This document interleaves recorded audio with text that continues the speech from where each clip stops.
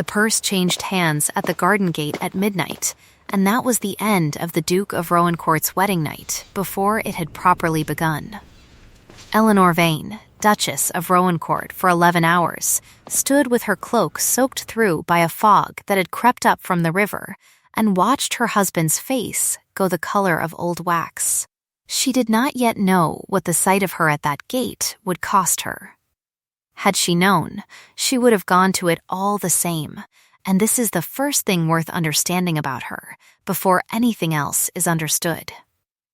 Behind her, the man called Thomas Gray was already stepping back into the dark, his hand still warm from where it had gripped hers in gratitude a moment before, and it was that gesture, more than the purse, more than the letters passing between them, that undid a whole night's vows in a single, indrawn breath. Julian Ashworth did not shout. He never shouted. It was one of the things said of him in 3 counties, that the Duke of Rowancourt had never in his adult life raised his voice, because he had never needed to. "Go inside, Grace, and get out of the wet," to a passing footman who had frozen mid-step at the sight of them, and then he turned back to his wife and said nothing at all for the length of 10 heartbeats, which was worse. "I can explain the purse," Eleanor said. "I cannot explain the rest of it, not tonight. Perhaps not for a long while yet. That is not an answer. It is the only one I am permitted to give you." Permitted. He turned the word over as though it were a coin of doubtful weight, and somewhere behind his eyes she watched a much older grief rise up and put on the shape of this new one, the way a coat is taken from a hook that has held it for years and shrugged on again without thought. His father had trusted a man once, a man who managed the estate's books and the estate's confidences with the same easy hand, and that man had emptied both before he vanished, leaving a wife and a boy of 15 to discover, over the slow unspooling of a decade, exactly how much of what they had believed of their own house had been counterfeit. Julian had built his whole-grown life on the vow that he would never again be the last man in a room to learn the truth of it. "I have given you my name," he said. "I have given you this house and every debt that comes with it, and I asked you for one thing in return, which was that you would not make a fool of me. You have had that name 11 hours. I have not made a fool of you. I stood at that gate and watched a stranger's hands on my wife the night of our marriage, and you tell me you cannot say why. Forgive me if I find the arithmetic difficult." He was already turning for the house, and the lamps along the terrace threw his shadow long and black across the wet gravel, so that for a moment it reached all the way to her feet before it swung away. "You will be gone by morning. I will have Grantham see to whatever is owed you. I do not care to know where you go, so long as it is not anywhere that carries my name with it. Julian, you will address me as your Grace, if you address me at all, for the little time that remains to you as my wife." He said it without heat, which was somehow the cruelest way it could have been said, and he did not look back at her again before the terrace door closed. She stood a long while at the gate after he had gone, in the fog, with the purse string still cutting a thin red line across her palm where she had held it so hard, and she found that she was not weeping. It was not composure. Composure would have been easier. Composure could be put on and taken off like a good coat. This was simply the absence of any feeling large enough yet to be named, the way a house stands very quiet in the first hour after a fire has gone through it, before anyone has begun to count what is lost. She had been given, in the marriage settlement drawn not 4 months before by Julian's own cousin and man of business, one particular clause that she had not thought much of at the time, folded as it was among 100 duller ones concerning dower portions and entailed silver. It read that should the marriage be set aside, or the Duchess proven unfit for her position, within the space of 12 months from the vows, the whole of the Rowancourt entail, house, land, the coal beneath the land, and the ancient debt of loyalty owed by 3 parishes would pass not to any child of the marriage, but directly to the next heir of the name, a cousin some 4 times removed who had, until that clause was inked, stood no closer to a dukedom than any other gentleman of modest means and expensive tastes. Roland Ashworth had watched the signing from a chair by the window, turning his signet ring once around his finger in a gesture so like his cousin's own that no one in the room had thought to remark on it, and he had smiled the small, contented smile of a man who has just heard a clock begin, somewhere out of sight, to count down a year. Eleanor did not think of the clause at all, standing at the gate in the fog. She thought only that she had 11 hours left as a wife, and that the 12-month the clause spoke of had not yet properly begun to run, and that neither fact would matter in the slightest to a man who would not ask her a second question after she had failed to satisfy his first. It had not always been 11 hours and a fog and a gate.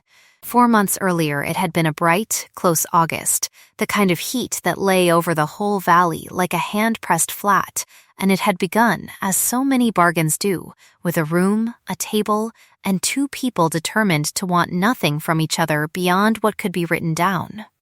"You understand what is being asked of you," Julian had said, across the wide oak table in the dowager's morning room, where the light came green and underwater through the old glass. "I require a wife within the year, or the entail passes from me entirely, to a man I would not trust with the parish poor box, let alone 3,000 acres and every soul who depends on them. I am not offering you courtship, Miss Vane. I am offering you a bargain. My name, my protection, a settlement sufficient to keep you comfortably for the rest of your life, whatever else may pass between us, in exchange for your hand and your discretion, and no more sentiment on either side than the arrangement requires." That is remarkably plain speaking for a duke. I have found plain speaking saves a great deal of later unpleasantness. Eleanor had folded her hands on the table and considered him a moment before she answered, in the way she considered a column of figures that did not yet balance, not with alarm, but with the patient attention of someone who trusted that the fault, once found, would be small.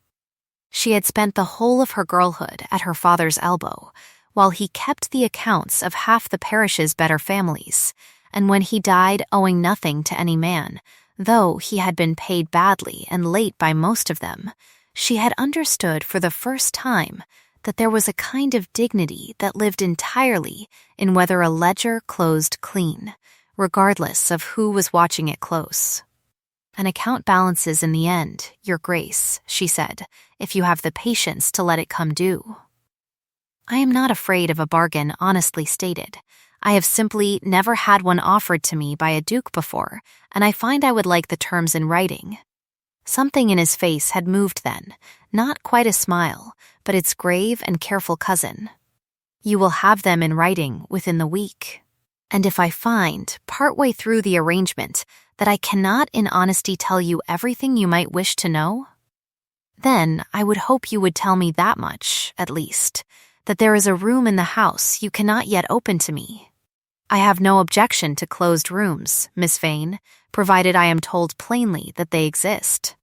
There may be one such room," she said. "I will not lie to you about its existence, only about what is inside it, and only for a time." He had studied her with the particular stillness she would come to know well, the stillness of a man taking the measure of a thing before he decided whether to trust his weight to it. "Then we understand each other," he said, and put out his hand across the table as though she were a fellow tradesman closing a contract, which, in every way that mattered to either of them that August afternoon, she was. The Dowager Duchess, Julian's grandmother, had been dozing by the window through the whole of this exchange, with a shawl over her knees despite the heat, and she opened one eye now to observe, to no one in particular, the robin sings before the frost comes, not after, my dears, And I have never yet seen a man propose marriage as though he were settling a coal bill and have it end anywhere good. But then I have never seen it end well the other way either, so you may as well have the coal bill." She closed the eye again. "Ring for tea, Eleanor, there's a girl." This much sense in one room wants sweetening. Eleanor had been 3 years in the old woman's employ by then, first as a companion hired to read to failing eyes, and later, as those eyes failed further and her own quickness for figures became known below stairs, as something closer to the keeper of the dowager's own modest accounts. A position that paid little and asked much, but had at least kept a roof over her after her father's small estate was swallowed whole by a debt he had co-signed for a friend and never lived to see settled.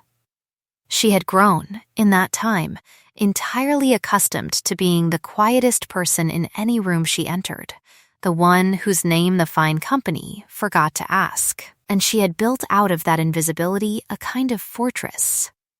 No one troubled to flatter a companion.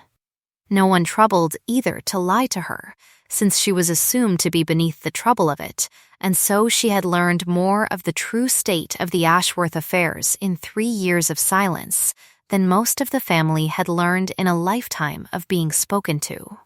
It was this same quietness that first put the smallest thread of unease into her regarding Julian's cousin. Roland Ashworth came to Rowancourt that same week to offer his cousin joy of the engagement, dressed with a neatness that bordered on the immaculate, smelling faintly of clove and orange as he always did, a scent Eleanor would afterward be unable to smell on any other man without her stomach turning cold. He was handsome in the particular way of men who have practiced it, and gentle in the particular way of men who have found gentleness useful, and he bowed over Eleanor's hand a fraction longer than courtesy required. "The clever companion," he said. "I had heard the dowager kept a treasure below stairs and let her sit at table besides. Julian, you continue to surprise me. I had thought you meant to marry sensibly." "I mean to marry usefully," Julian said, "which I have found, on reflection, is the same thing." Usefully, Roland turned the word over exactly as his cousin would turn a harder one, 4 months later, at a garden gate in the fog, though neither of them could have known that yet. "Well, I only hope Miss Vane's talent for accounts extends to keeping her own house in as good order as she has apparently kept the dowager's. I understand the estate ledgers have wanted a fresh eye for some time. Cousin Roland has been so good as to manage them since old Pruitt's health failed," he added to Eleanor, with a small self-deprecating incline of the head, "though I confess figures were never my gift. I have simply done what was needed, in default of anyone better suited."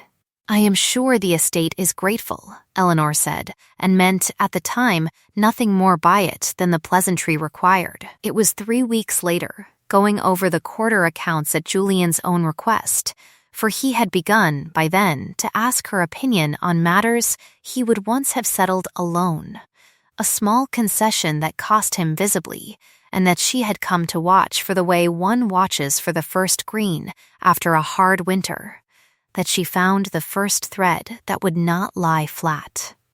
A payment to a tenant farm in the western parish, recorded twice in Roland's careful hand, once in the quarter book, and once at a slightly different figure, in a private memorandum she was not meant to have seen, tucked behind a ledger she had asked a housemaid to fetch by mistake.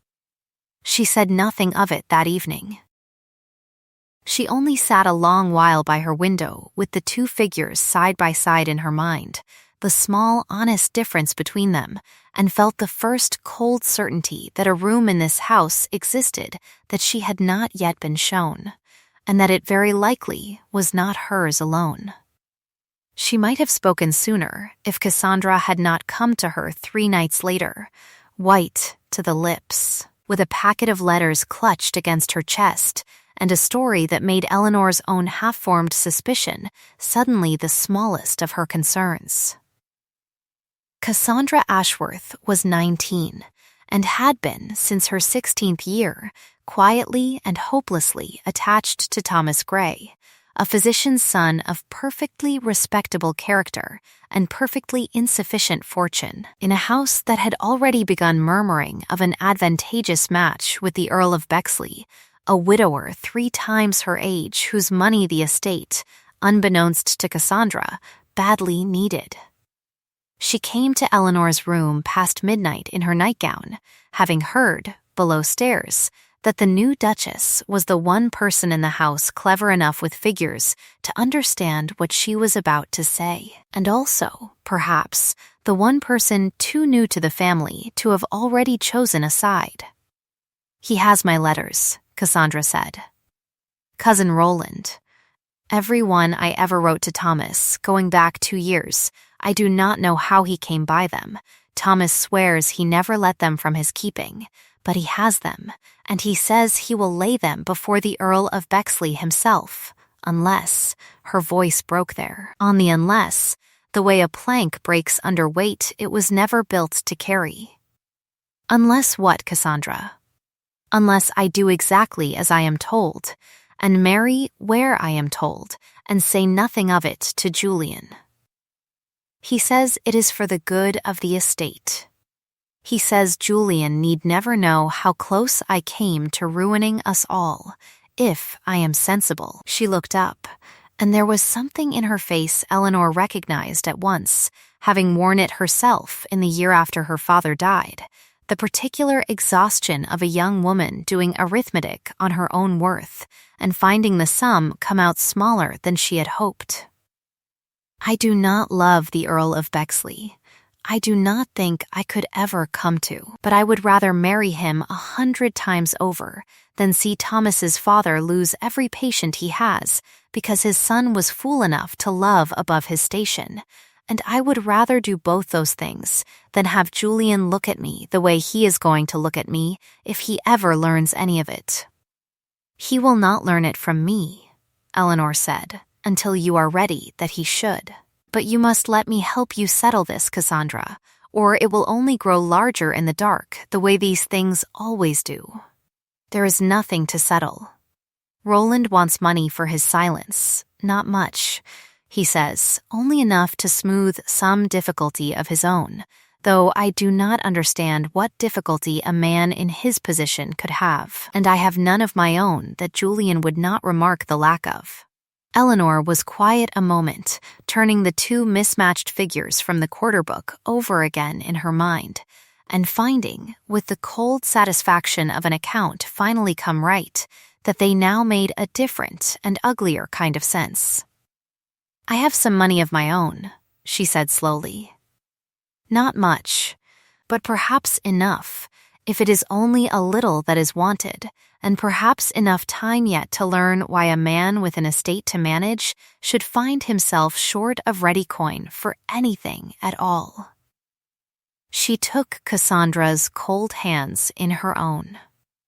"There is a thing I cannot yet tell your brother, and I think, after tonight, there will be 2 such things instead of 1, but I would rather carry a secret honestly than watch you sold to a man you cannot love, because I was too proud to carry it.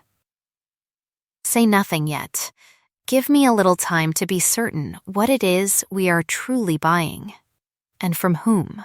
It was, in the ordinary run of a marriage built on stated terms and no sentiment at all, an unremarkable evening some weeks later that changed the shape of everything between them, though neither Eleanor nor Julian marked it, at the time, as anything more than an evening spent over the account books, because the steward had gone home with a fever and someone had to reconcile the harvest tallies before the quarter day.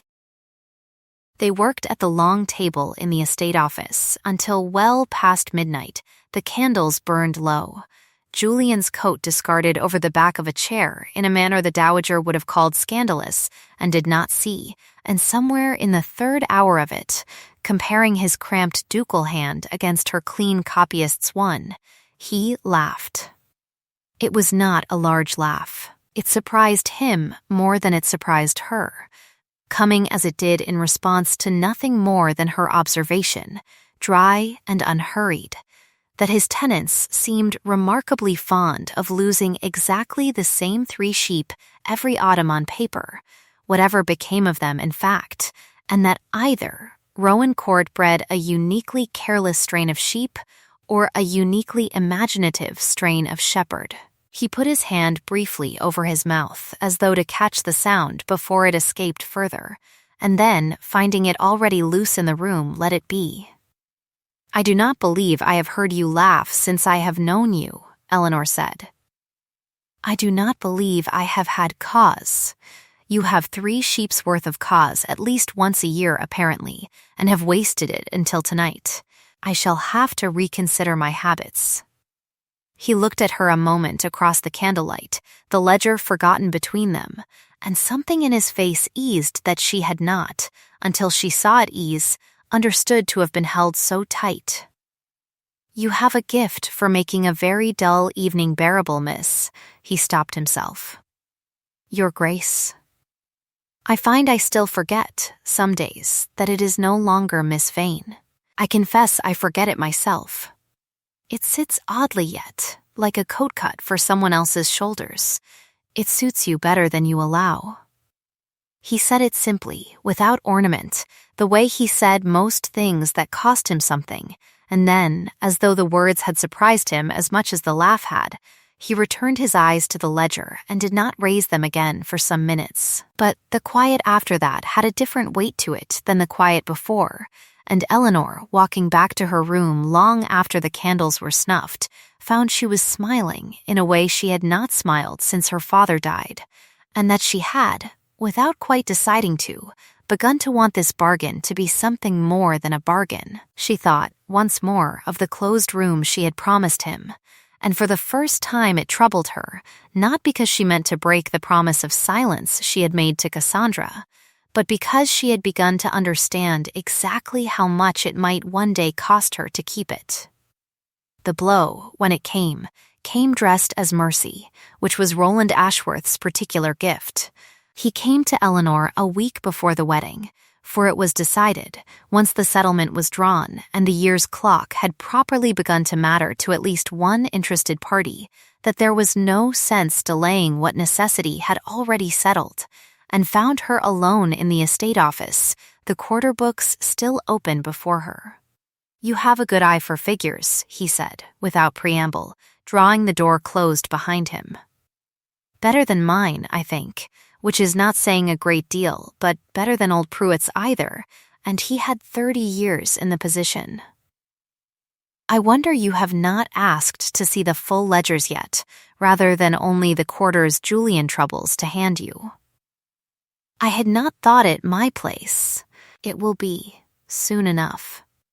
A duchess with a head for figures is a rare and valuable thing, Miss Vane, forgive me, your Grace, so very shortly, and I find myself in the curious position of hoping you do not put that head to too thorough a use before the wedding, for both our sakes." He smiled, and turned his signet ring once around his finger, and she understood, watching him, that she was being warned in the gentlest voice she had yet heard him use, and that gentleness, in this house, had come to mean something closer to a blade laid flat against the throat than any comfort.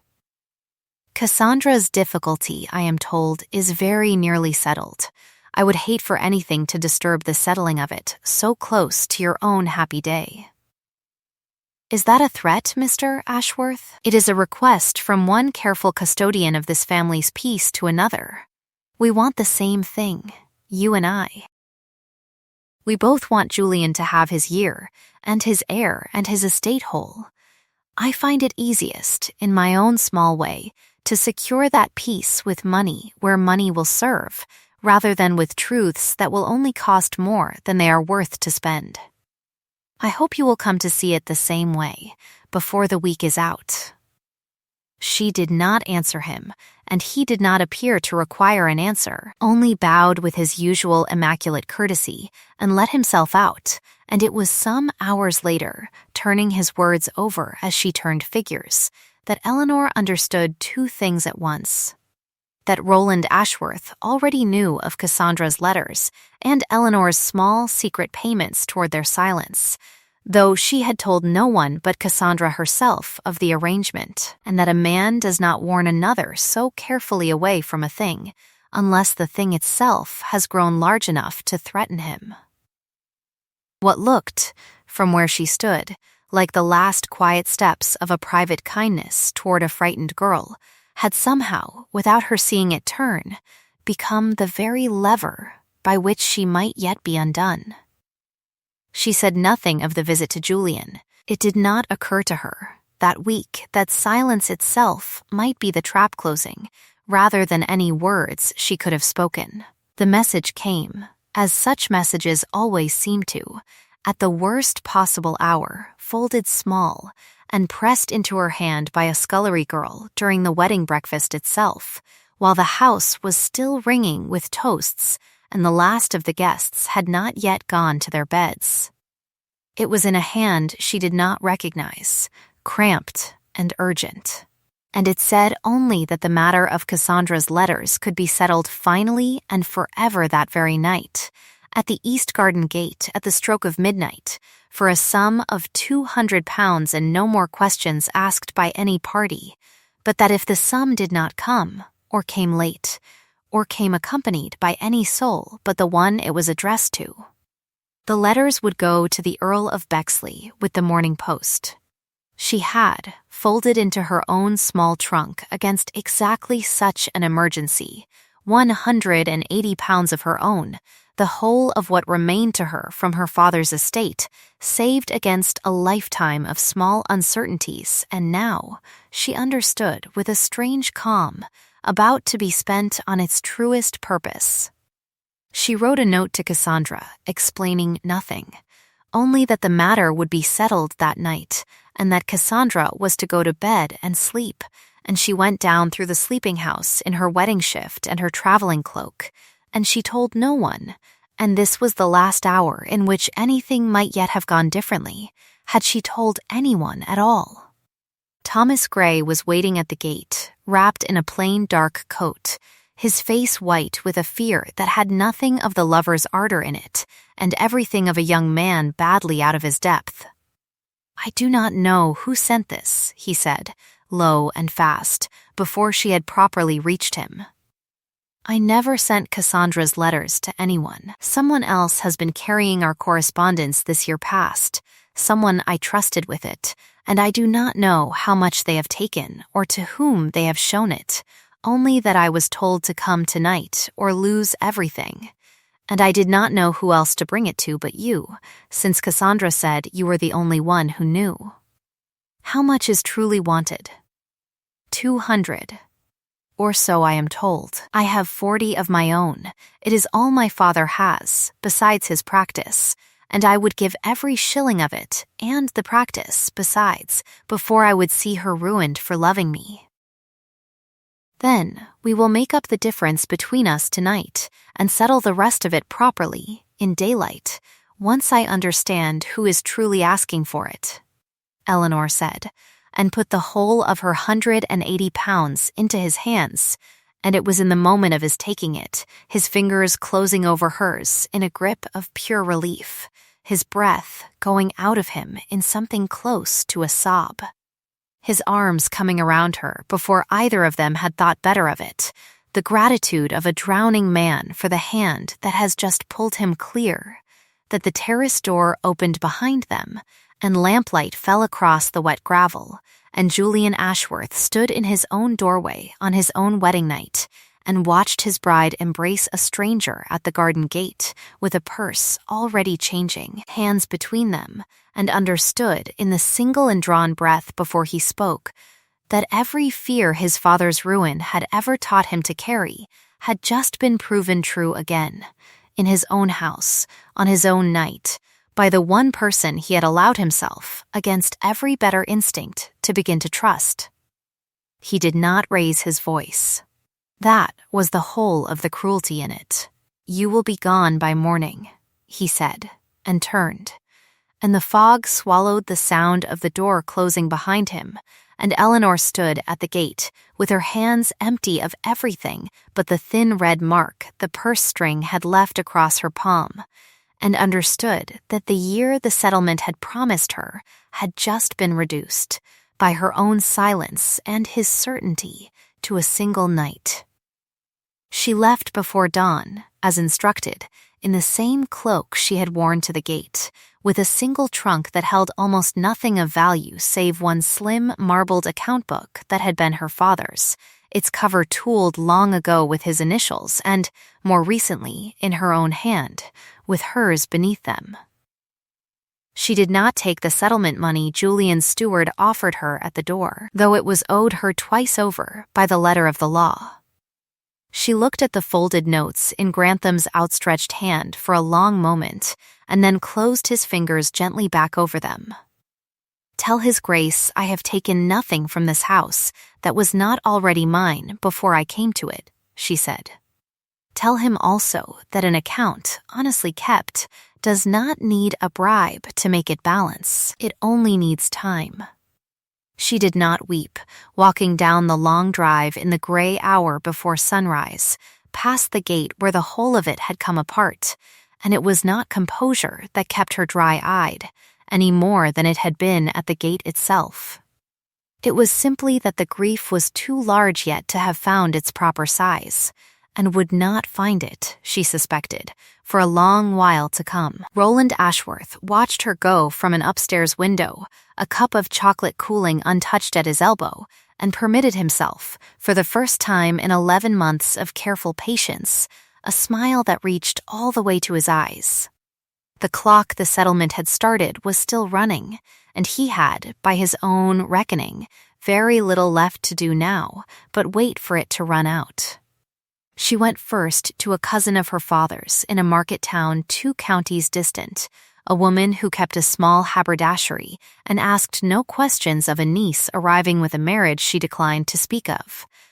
And from there, within the year, to a larger town on the eastern coast where nobody had heard the name Rowancourt spoken above a whisper of scandal that had already begun, by the second winter, to grow stale from disuse.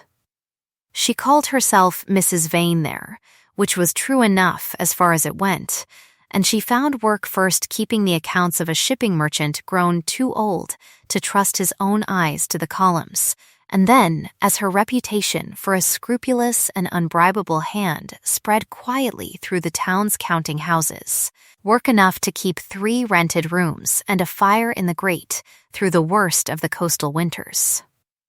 She did not speak of the Duke when asked, by the rare soul bold enough to ask, whether she had ever been married. She said only that she had been, briefly, and that it had not answered, and something in the flatness of her voice when she said it discouraged further inquiry more effectively than any longer explanation could have done. She kept her father's account book always near her, and in its back pages, pressed flat between 2 blank leaves, she kept a torn scrap of paper in Thomas Gray's hand, acknowledging the receipt of £180 toward a debt not his own, dated the night of her wedding, and beneath it, in her own hand, a single line, paid in full, on behalf of another, that a debt not hers might be settled before it broke something worth a great deal more than money. She did not know, keeping it, whether she kept it as evidence or as a wound she was unwilling to let close cleanly. Perhaps, she thought some nights, staring into the coastal fire, it was both at once, the way most true things are. Cassandra Ashworth did not marry the Earl of Bexley. The letters, it emerged within the month, had never in fact reached Bexley's hands at all. Roland had wanted them only as leverage, never as a weapon he meant truly to spend, since a scandal broken open would have drawn eyes to the estate's books at exactly the season he could least afford them, and when the immediate danger of exposure passed, unaccompanied by any explanation Cassandra could make sense of, she simply refused the Earl outright, weathering a season of her brother's cold disappointment, rather than marry a man she did not love for reasons she was still forbidden, by a promise made to a woman who had vanished from explaining. She wrote to Thomas Gray exactly once that year, a short letter thanking him for a kindness she could not name even on paper, and received no answer, for Thomas Gray had taken himself off to study medicine properly in the capital, on the strength of a small legacy from an uncle, determined to make himself, eventually, a match his own conscience could not object to, whatever the world thought of the distance still between them. Julian did not speak Eleanor's name in his own house for the better part of 2 years. He filled the silence where it might have lived with work, with the estate, with the tenants, with a grim and joyless competence that everyone remarked upon, and no one dared to comfort, since comfort would have required acknowledging a wound he had made plain, from the first week, that he did not intend to discuss. He gave over the greater share of the daily management of the accounts to his cousin Roland, whose careful, gentle manner had never once, in all that time, given him the smallest cause for suspicion, and who managed, with a patience that would have impressed even Eleanor had she been there to see it, to let the estate's true condition sink by scarcely noticeable degrees, year upon year, the way a ship takes water so slowly that no man aboard her thinks to call it sinking until the deck itself is wet.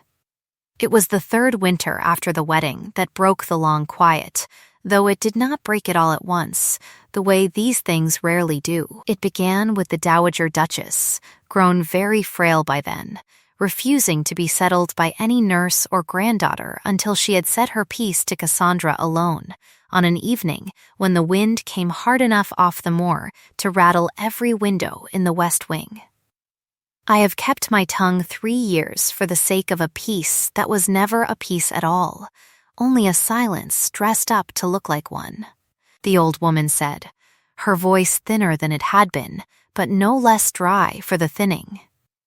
I am too old now to keep it longer, and too fond of you both to watch you finish ruining yourselves out of good manners. Tell your brother what you told me last month, in this very chair, or I will tell him myself before the week is out, and I promise you I will tell it a good deal less gently than you would. I cannot. I promised her I would not until she was ready that he should know. She has been gone 3 years, child. I begin to think she is waiting for you to be ready, quite as much as the other way about. The dowager's hand, spotted and thin as old paper, closed over Cassandra's own. The robin does not wait for the frost to be convenient, my dear. It sings while there is still time to be heard, and no later. I fear very much that your brother's frost has nearly come. Cassandra sat a long while by the dying fire after the old woman had been helped at last to her bed, turning the whole of 3 years' silence over in her mind, and it was very near midnight, an hour she had come, without quite admitting it to herself, to associate with reckonings, when she rose, and went to find her brother in the estate office, where he still, most nights, sat long after the rest of the house was dark, and told him, in a voice that shook only at the beginning and steadied as she went on, the whole of what a duchess had once paid at a garden gate to buy her silence. Julian did not speak for a long time after she finished. He sat with his hands flat on the desk before him, as though bracing it, or himself, against some blow not yet fully arrived. And when at last he did speak, his voice had none of its usual grave evenness in it at all. Roland knew, he said. Roland came to her that week and warned her away from the ledgers. Roland has managed those same ledgers, alone, for 3 years since, while I looked at nothing more than the sum he told me to look at. He rose and crossed to the window, and stood a long while with his back to his sister, looking out at a dark he could not have seen anything in. I sent her away for buying your safety with the whole of what she owned, and I did not ask her a single question first, because I had already decided, the moment I saw a stranger's hands on her exactly what kind of woman she must be. I built the whole of my life on the vow that I would never again be the last man in a room to learn the truth of it, and I have spent 3 years being precisely that, twice over, in 2 different houses, over 2 different women I claimed to love. He turned back, and his face in the low firelight had gone the particular gray of a man doing sums he does not want to finish. Where is she, Cassandra? Do you know where she went? I do not. I am sorry. I only know she wrote once to her father's cousin, the year she left, and never again after, for fear the letter would be traced and used against her further. Then I will find the cousin, Julian said, and I will find the woman, if it takes me the rest of whatever life I have left to find her in, and I will ask her the question I ought to have asked her at that gate 3 years ago, before I ever thought to give her my answer instead. He was already reaching for his coat, though it was near 1 in the morning and the wind still hammering at the glass, and, God help my cousin Roland, when I have. He did not find her that night, nor the next month, nor the month after, for the trail his sister's memory could offer was 3 years cold and led, at its freshest, only to a haberdasher's shop in a market town whose owner had died the winter before, her business and her papers dispersed to relations scattered across half the country. Julian spent the better part of a year in the searching, and it was, in its own bleak way, the making of him, he learned, in those months of writing to solicitors and shipping agents and parish clerks in towns he had never had cause to think of, a patience he had never before required of himself, and he came to understand, somewhere in the second bitter winter of the search, that the year the marriage settlement had once threatened him with had already come and gone twice over, and that Roland Ashworth, watching him from behind a face of unbroken sympathy, had done everything in his power to see that it did. It was Roland's own impatience, in the end, that gave him away, as it so often does with men who have waited a long while for a thing and begin, at last, to fear it slipping from their grasp. With Julian absent from the estate for months at a stretch and no heir yet in prospect, the clause that had once made Roland's fortune contingent on the marriage's failure now made it contingent, more urgently, on the marriage never being properly mended at all. And he began, that second year of Julian's search, to press Cassandra once more toward a match, not now with the Earl of Bexley, long since married elsewhere, but with a younger man of Roland's own choosing, whose fortune, Cassandra learned only by accident, was to be settled in trust through an account that Roland himself would administer. It was this fresh pressure, more than any of the old grief, that finally sent Cassandra to the family's own solicitor, a spare and careful man named Aldous Crane, who had kept the Ashworth papers for 30 years and had, in that time, developed a quiet talent for noticing precisely the sort of thing a family did not wish noticed. She brought him nothing more than a question at first, whether a man might legally administer a trust in which he held so plain an interest himself. But Crane's question in return, asked gently over spectacles that had seen 3 generations of Ashworth signatures, was the one that finally cracked the whole edifice open.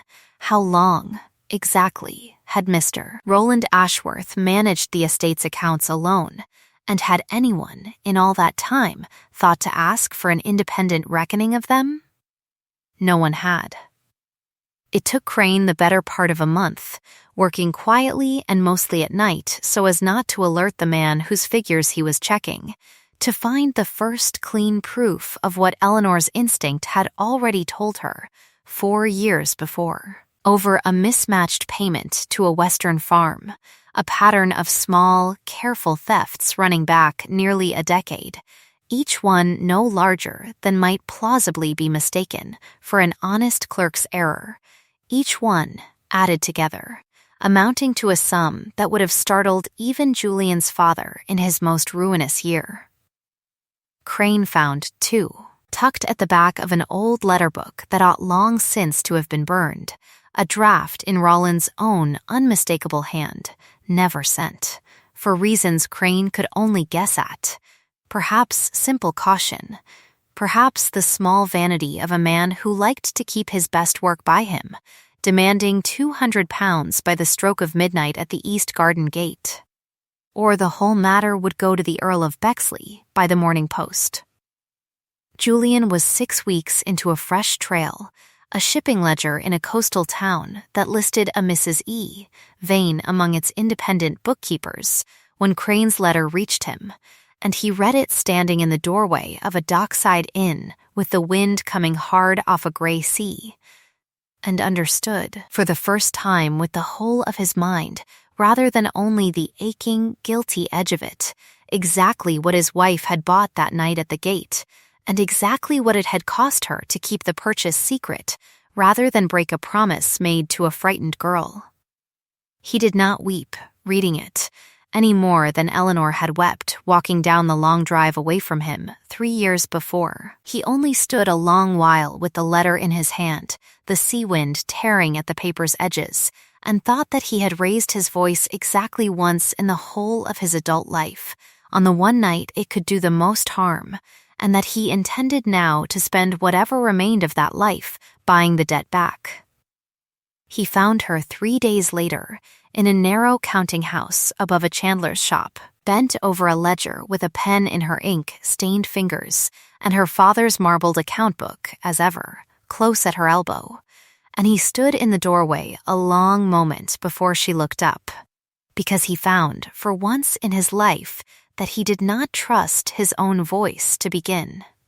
She looked up at last and went very still, the way a person goes still who has spent 3 years training themselves not to hope for a particular sound at a particular door, and finds the sound has come anyway. "Your Grace," she said, and her voice, too, had gone carefully flat, the old armor come up at once, out of long habit rather than any longer necessity. "I know about the gate," Julian said. "I know about Thomas Gray, and the letters, and the £180 that was every penny you had in the world. I know my cousin manufactured the whole of it, down to the very hour, because he had a year's clock running against him and needed only one night's misreading to see it run out in his favor. I know all of it, Eleanor, 3 years and one ruined estate too late. And I have come to ask you the single question I ought to have asked you at that gate before I ever presumed to give you my answer instead." He crossed the small room, past the ledger and the pen and the ink-stained fingers, and stopped an arm's length from her, close enough that she could see the years had worn new lines into a face she had once known better than her own. "What was in the purse, and why could you not tell me? You are 3 years asking it. I am aware of the arithmetic. I have had a great deal of time this last year to become reacquainted with my own faults as a sum, and I find the total is not a flattering one." He did not reach for her, though everything in his stillness suggested a man holding himself very deliberately in check. "I do not ask you to forgive the 3 years in an afternoon. I ask only that you tell me the truth now, since I was too great a fool to wait for it then." Eleanor set down her pen, very slowly, and pressed 2 fingers flat against the ledger's edge, the way she had always steadied a column of figures she meant to trust with her whole attention, and told him, in the plain, unhurried voice of a woman reading out a reckoning she had long since made her peace with, the whole of it, Cassandra's letters and Roland's soft threats, and the note pressed into her hand at her own wedding breakfast, and the £180, and the promise she had made a frightened girl not to speak a word of any of it until the girl herself was ready. When she had finished, the small office was very quiet, save for the creak of the chandler's sign swinging somewhere below the window. "I would have died before I broke that promise to her," Eleanor said. "I did not think, that night, that I might lose you in the keeping of it. I thought only that a debt not my own needed settling before it broke something worth a great deal more than money. And I was right in that, Your Grace, though I did not guess, at the time, quite how much more it would cost. You lost nothing that night that I did not throw away with my own hand, Julian said. I have spent 3 years learning to say that plainly, and I find it does not grow easier with practice, only more necessary. He turned his father's signet ring once around his finger, the old gesture, worn thin now with use. My cousin has very nearly ruined the estate in the years since, believing himself safe behind a silence he engineered. Cassandra found the courage, at last, that I lacked at the gate, and told me everything, and our solicitor has found proof enough, I believe, to see the whole of it laid before witnesses who will not let it be talked away a second time. I have come to ask you 2 things, Eleanor, and I will understand if you refuse me either or both. I ask you to come home and stand before those witnesses yourself, since it is your name he tried hardest to ruin, and the proof of your innocence sits, I think, in whatever that book is that has not left your elbow since I walked through the door. Eleanor's hand went, without her quite deciding it should, to the marbled cover of her father's account book. And the second thing? The second thing I will ask you, only after the first is settled, and only if you are still willing to hear it, because I find I have no right yet to ask a woman to marry me a second time when I have not yet finished proving to her that I have learned anything at all from failing to trust her the first. The ride back to Rowancourt took the better part of a week, through a country just beginning to turn from the last green of summer into the first bronze edge of autumn, and Eleanor spent a good part of it in silence, watching the country change through the carriage window, the account book closed but never far from her hand. She did not know, setting out, whether she went back a wife or merely a witness, and she found, somewhat to her own surprise, that she was no longer certain which she most wanted to be, only that she wanted, at last, to see the whole account laid open in the light, whatever sum it came to. Roland Ashworth felt the first true crack in his composure not when Julian's letter announcing his return arrived, nor even when he learned that Eleanor Vane traveled with him, but 3 days later, when Aldous Crane came to him with a perfectly ordinary request to review the quarter's tenant payments before the assembled family, a request Roland had granted, smiling 100 times before, and found, for the first time in 10 years of careful forging, that his hand shook very slightly, signing his own name to the ledger's release. He blamed the autumn chill. He did not, that night, sleep well, and woke twice, believing he had heard a footstep on the stair that proved, each time, to belong to no one at all. The library at Rowancourt had not held so full a company since the wedding itself. Julian stood before the cold hearth with Eleanor at his side, in a plain gray traveling dress that made no apology for its plainness, her father's account book resting on the table before them beside a second, older letter book that Aldous Crane had carried in himself, and set down with the particular gentleness of a man handling something that might yet explode. Cassandra sat near the window with Thomas Gray beside her, sent for and arrived only that morning, a young physician now in his own right, his hand steady on Cassandra's where it rested on the arm of her chair. The dowager occupied her usual chair by the fire, wrapped in her usual shawl despite the season, watching the whole room with the bright, unhurried patience of a woman who had waited a very long time to see a particular account come due. Roland stood near the door, immaculate as ever, a faint smile fixed in place like a man determined to be the last to admit the room had grown too warm for him. Behind him, half in the shadow of the doorway, stood Fenwick, his clerk of some 8 years, a thin, gray man who had not, Julian noticed, met anyone's eye since he came in. "I have asked you all here," Julian said, to settle an account that has stood open 3 years too long. My wife will tell her own part of it, since it is hers to tell, and Mr. Crane will tell the rest, since he has done the honest work of finding it."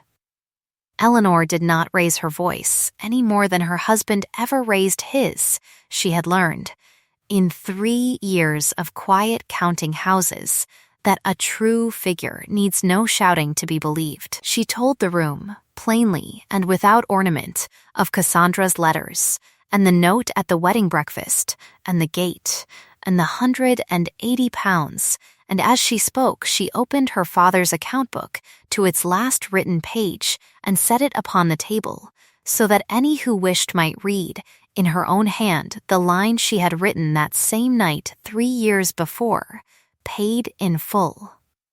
On behalf of another, that a debt not hers might be settled before it broke something worth a great deal more than money. Beside it, she laid the torn scrap in Thomas Gray's hand, acknowledging the sum and the date, and the 2 papers together made a small, undeniable sum of their own. "This proves only that money changed hands," Roland said, his voice still gentle, still faintly amused, though a muscle had begun to work once, twice, at the corner of his jaw. "It proves nothing of who demanded it, or why. A woman may pay a debt for 100 private reasons, none of them my concern." "It is a fair objection," Aldous Crane said, "and I had expected it, which is why I did not come only with your cousin's book, Mr. Ashworth, but with this one as well." He opened the old letter book to a page marked with a strip of ribbon, and turned it so the room could see a draft, unsent, demanding £200 by the stroke of midnight at the East Garden Gate, or the whole matter would go to the Earl of Bexley by the morning post, in a hand that 30 years of Ashworth correspondence had made as familiar to Crane as his own. "I will not pretend the ink alone convicts a man who might claim a clerk's forgery. But I have here also, Miss Ashworth, 10 years of quarter payments to a Western tenant farm, recorded twice in your own hand at 2 different figures, the difference between them running, over a decade, to a sum I have added 3 times myself for fear of my own error, and found each time to agree." He set the ledger down beside the letter book. "I do not ask you to answer for the ink, I ask you to answer for the sum." Roland said nothing, and it was into that silence that Julian turned, at last, to the grey clerk still standing half in shadow by the door.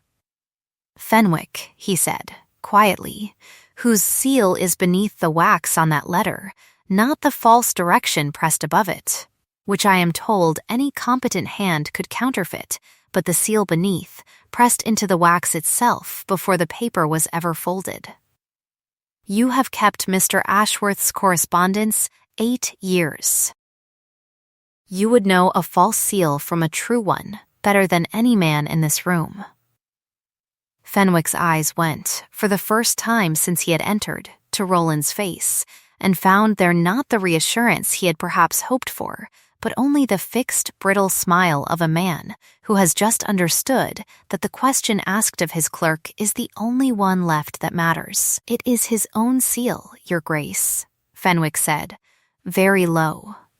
He never trusted a false one for anything he meant to keep by him after. "I copied the hand at his direction, to disguise it as another man's, but he would not part with his own true seal beneath, even for so small a caution. He said a man ought to know his own work, whatever else he hides of it." He looked down at his own hands. "I am sorry, Your Grace. I have wanted to say so for the better part of 3 years, and never found the courage until this moment offered itself to me." Roland's composure did not break all at once. It went the way ice goes on a slow river, a long crack first, and then, all at once, the whole surface giving way beneath it. He laughed, briefly, a small dry sound with no humor left in it at all. "My father was the elder son," he said, to no one in particular, or perhaps to all of them, until an old scandal not even I have ever been permitted to hear the whole of saw him passed over for a younger brother thought steadier, and died in a rented room in Bath, owing his tailor for the coat he was buried in, while his brother's grandson inherited a dukedom he never once, in 30 years, thought to ask what it might feel like to watch from the outside. I did not begin wanting a fortune, Your Grace. I began wanting only to be asked, once, whether the arithmetic of that old unfairness might ever be set right. It never was asked, so I set it right myself, in the only coin the family had ever taught me mattered. He looked, for a moment, very old and very tired, and something in his face that had been armor for 10 years fell away to show, beneath it, only a grief long nursed and never once forgiven. The dowager, watching him from her chair by the fire, made a small sound that was not quite sympathy and not quite its opposite, but something old and sorrowful that had room for both. "I will not have you tried before the county, or ruined before it either," Julian said into the quiet that followed. "A trial would cost this family more than your theft ever has, and would teach the parish nothing it does not already suspect. You will resign every office you hold in this house by week's end. You will have an allowance sufficient to live modestly, and no more, in a county not this one, and you will not return to Rowancourt while I live, nor while my wife lives after me. This is not kindness earned, Roland. It is protection owed to everyone in this room, who has already paid enough for your arithmetic, and I would rather spend a little more mercy now than watch this family spend 10 more years the way it has spent the last 10. Roland Ashworth bowed, once with something of his old immaculate grace still clinging to the gesture, and left the room without another word, and it was the last time any of them saw him at Rowancourt, though word reached them, years later, of a quiet, unremarkable life in a distant county, ended at last in a bed no grander than the one his father had died in Bath, owing no man anything. Which was, the dowager observed when she heard it, very likely the closest the poor fool ever came to the fairness he had wanted. It was some hours later, the library emptied of everyone but the two of them, the fire burned low, and the autumn dark pressed close against the windows, that Julian turned to his wife and found he still had one question left to ask her, the one he had promised, in the counting house above the chandler's shop, to save until the first was fully settled. "I do not ask you to marry me again out of any duty the settlement still owes either of us," he said. "The clause is broken past mending, my cousin is gone, the estate is safe, and you owe me nothing at all for any of it, least of all your hand a second time. I ask only because I find, 3 years and a great deal of foolishness too late, that I would rather spend whatever life remains to me learning to deserve you than spend one more day of it pretending I have already stopped wanting to. Marry me because you wish it, Eleanor. It is the only reason I will take." "You are 3 years asking that too," Eleanor said, but there was no flatness in it now. Only the old dry warmth he had first heard across an account book on a hot August afternoon come back at last into its proper season. "An account balances in the end, Your Grace, if you have the patience to let it come due." I find I have had a great deal of patience these 3 years, and I find, too, that I have not stopped wanting the sum to come right. She set her hand in his, across the table where the ledgers still lay open between them, in exactly the gesture with which the whole bargain had first begun. "Ask me properly this time, and I will give you my answer plainly, the way I gave it the first." They were married again, quietly, in the small chapel at Rowancourt on a bright, cold morning in late autumn, with none of the crowd or ceremony of the first wedding, and all of the things the first had lacked, the dowager weeping without shame from her chair near the altar, Cassandra standing beside her brother, with Thomas Gray's hand steady in her own old missus. Pruitt from the kitchens, sobbing loudly enough to be heard over the vows, and declaring to anyone who would listen that she had known it would come right if only everyone had the sense to wait for it, which no one had, but which she forgave them for now that it had. Fenwick sent, from his new situation in a neighboring county, a small and awkwardly worded letter of good wishes that Julian read twice before he understood it was sincere, and let it be. Cassandra married Thomas Gray the following spring, a physician now with a practice of his own and no fortune to speak of beyond his own steady hands, and the dowager lived to see it, declaring the match the only sensible thing to happen in the family in a decade. Robin or no Robin. The old woman died the winter after, in her own bed, with Eleanor's hand in hers at the last, and was buried with her shawl at her own particular request, because she said she had never yet found a good reason to be cold, in this life or the next. Nearly a year to the day after the second wedding, Eleanor stood again at the east garden gate, in the last gold light of a summer evening, a robin singing somewhere in the hedge that had nested there every spring for as long as anyone at Rowancourt could remember, and Julian came to find her there, as he had come to find her at that same gate once before, in fog and fury, on a night neither of them had ever quite finished paying for. He did not stand apart from her this time. He came and stood beside her, his hand finding hers over the worn iron of the gate, and looked out at the same dark garden that had once held nothing for him but the worst hour of his life. "I used to think this gate the unluckiest place on the whole estate," he said. "And now? Now I think it only the place where I learned, rather late, what an honest account looks like, once it is finally allowed to close." He turned her hand over in his and pressed his mouth briefly to her palm, to the faint old mark the purse string had once left there, long since faded but never quite forgotten by either of them. "I did not raise my voice, once, in the whole of my life, until the one night it could do the most harm. I have spent every day since buying that single night back, a little at a time, and I find I do not begrudge the price of it at all, now that the sum has finally come due in my favor." The robins sang once more in the darkening hedge, and somewhere behind them the lamps of the house were being lit one by one against the coming night. And if you had been walking the drive that evening, a stranger to the whole long account of it, you would have seen only a duke and his duchess standing quietly together at an old garden gate, and would have had no way of knowing what it had cost them to be standing there at all, together and unafraid, and entirely, at last, believed.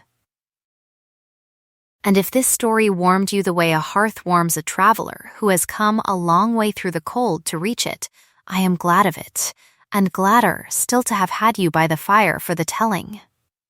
Stay a while yet, if you can. There is a chair kept for you here, and the kettle has not long gone off the boil. Tell me, when you have a moment, which line you would have wanted to say back to Roland. If you had been the one standing in that library, I have wondered myself, and I do not think there is only one right answer. Keep your place by this hearth if the telling pleased you, for there will be another tale here before long, and I would rather tell it to a familiar face than an empty room. Until then, be patient with your own unclosed accounts, and gentle with the ones who are still working, quietly, to make them balance.